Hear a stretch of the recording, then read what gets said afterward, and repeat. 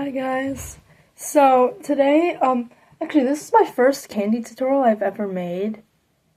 Wow. I'm not entirely sure if I'm going to be able to explain this very well, but whatever. Anyways, so today I'm going to teach you how to make what is called an XO cuff. And as you can see here with my example, XO, XO. It's this really funky pattern that looks like X's and O's, and I'm going to show you how to make it. But firstly, I'm going to explain what stitches you may need to know before making this.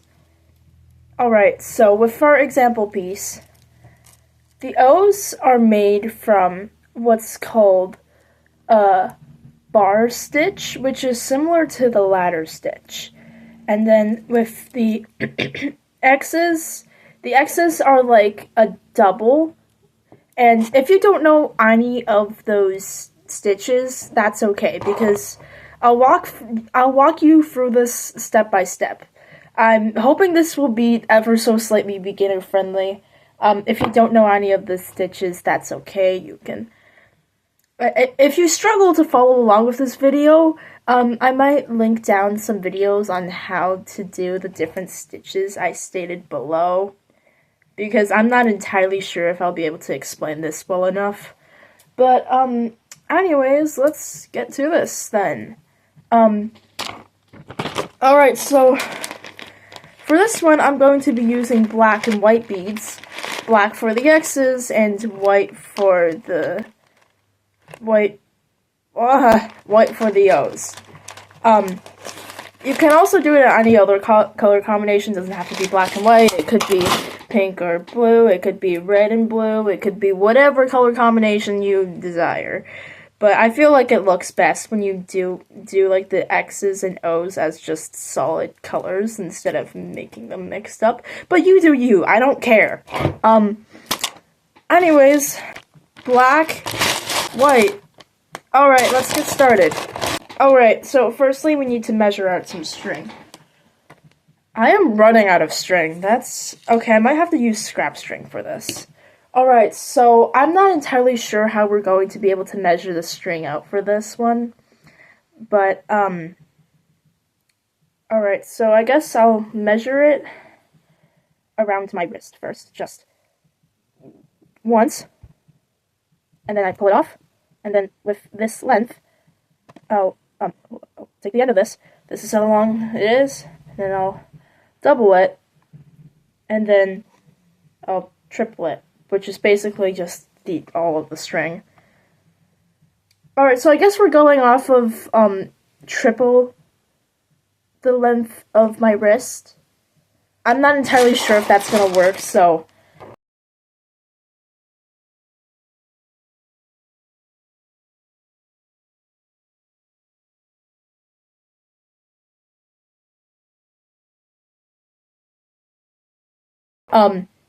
you might have to do more string, but I don't know. We'll just see until the end of the video. If not, I'll just have to tie on some more string, and that's okay. Alright, so to start off, we're making an O. Sorry, my brain cells died right there. Alright. We're gonna start off with an O. Alright, so we start off with 3 white beads. 3 white beads for the O. You hold the string like this, and then you put the 3 beads on either side of the string. It really doesn't matter here. At least not yet. And then you line up the ends. You line up the ends, and then you pull it all the way to the bottom. Try your best to make sure that that the 2 strings are even, because it will make things a lot easier. Alright, and so we have 3 beads. 3 white beads. Oh, no! Alright, and then we're gonna grab 6 more beads. Alright, I'm just gonna put them in Here, that's the lid for a glass jar. I sometimes put the beads I use in there for convenience. And then we're going to put 6 more beads on. Doesn't matter which side. 1, 2, 3, 4, 5, 6. Alright, align the 2 ends of the string together again, and then we have this. We currently have 9 beads on the end. And then I'm kind of stupid. I should have just told you to put on 12 beads. But anyways, we're gonna put on another 3. Still doesn't matter which side. 1, 2, 3. But now, here's where we do the special thing that makes it an O. So with the 3 beads you just put on either side, you're going to want to take the other end of your string and push it through the 3 beads in the opposite direction. So, it should kind of look like this. It should look like this. And then you align the strings together, and then you pull it down. Ta-da! Look, we have our first O. Alright, now our O is done. Our O is done. Alright, now, let's get to the X. No, that almost fell off. Alright. So, the X. Alright, so, this time where you put the beads on does matter. Alright, so, you're going to want to put two beads on either side of the string, on both sides. So you're not going to put 4 on one string, you're going to put 2 on both strings. Alright.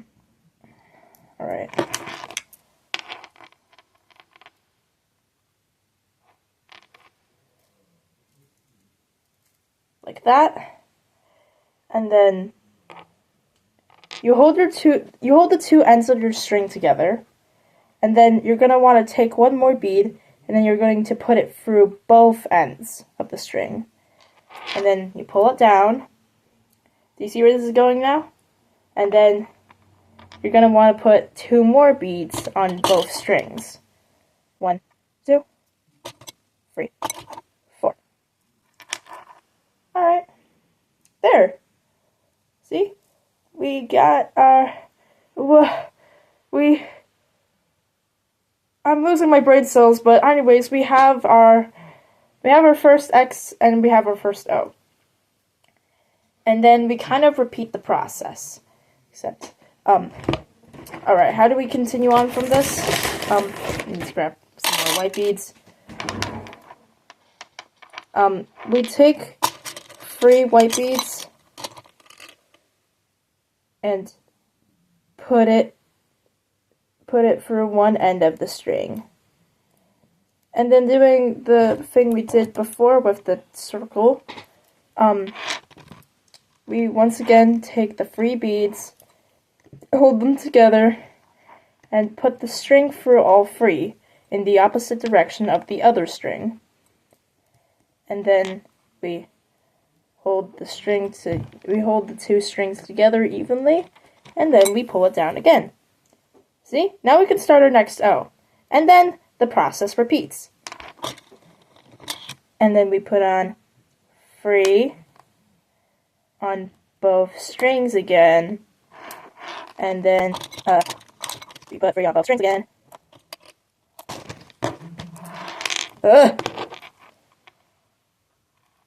Like this once again. And then we put 3 on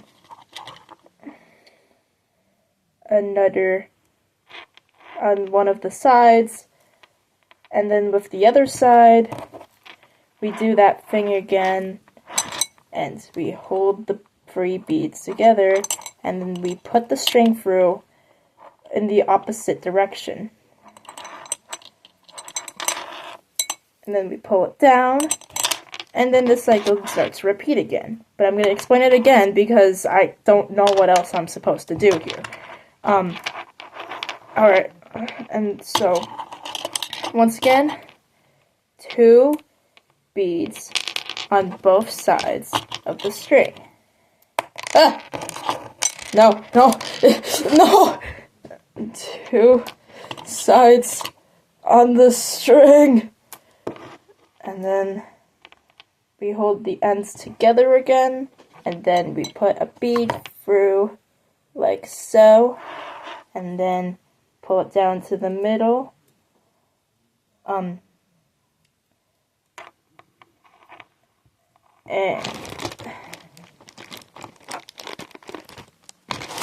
then I grab more beads because I don't grab enough beads.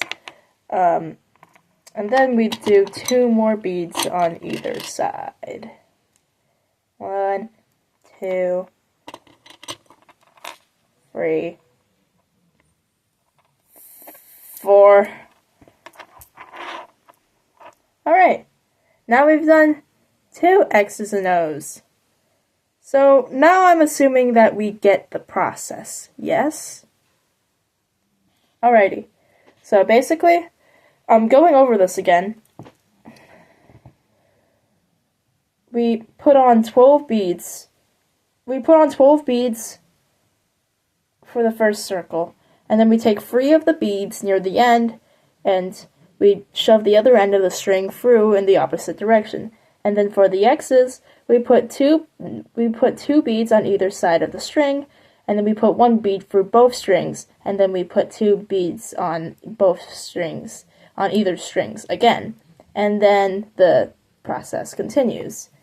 Alright, so I'm assuming you get it by now. So I'm just going to continue until I have enough. Also, you might have to make more X's and O's depending on how big your wrist size is. So, if you have a bigger wrist size, you might have to do 8 X's and O's. And if you have a smaller wrist size, you might have to do 4 X's and O's. But for me, I have a pretty ordinary and average wrist size, so I used 6 X's and O's for this one, which is what I'm going to continue to do. Alright, let's continue the cycle one more time. I won't be explaining things for this part, so...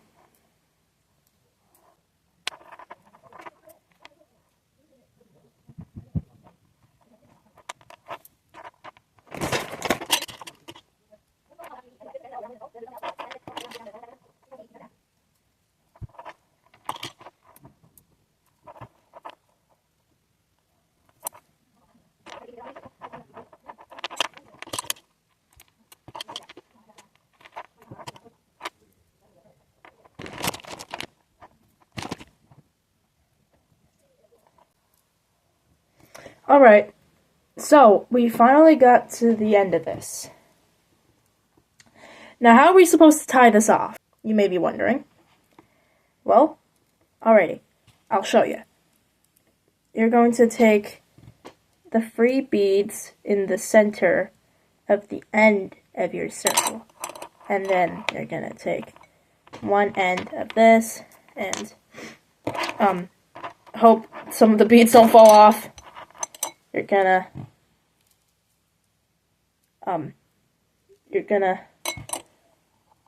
put it through ever so carefully. No, please, just get through! Oh my god. Okay, let's try again.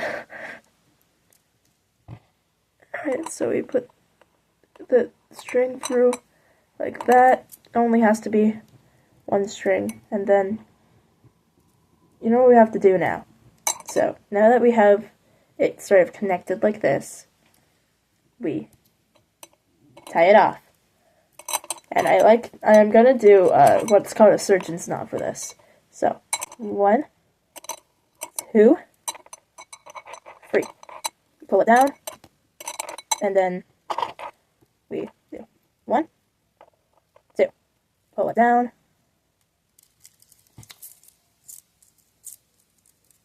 do a test stretch to see if it actually functions and doesn't pull apart on you. It does. And because I am anxious, I'm going to tie a couple extra regular knots. 1, 2. Alright, that should be good enough. Now we just cut off all the excess. Okay, so it turns out that free wrist lengths was good enough for me. Might be more or less depending on your wrist size, but I don't know. But anyways, would you look at that? We now have our XO cuff. And then you put it on, and it looks like the XOXO pattern. How awesome is that? Alright, I hope that tutorial was helpful. I'm not even sure if it was helpful or not. I don't know, I think my fingers might have blocked some of the footage, but if you got confused throughout this video, I'll go link down some different tutorials on how to do bar stitch and how to do candy double, so that if my explanation wasn't good, maybe theirs will be. But anyways, I'm just gonna throw this out real quick. We have our X stitch done. Anyways, actually, to finish this off, I'm gonna put some clear nail polish on it. Where the heck did it go? Aha! Clear nail polish. Alright, so a tip for you candy makers is whenever you make a piece of candy, you should take some clear nail polish and put it on the knot.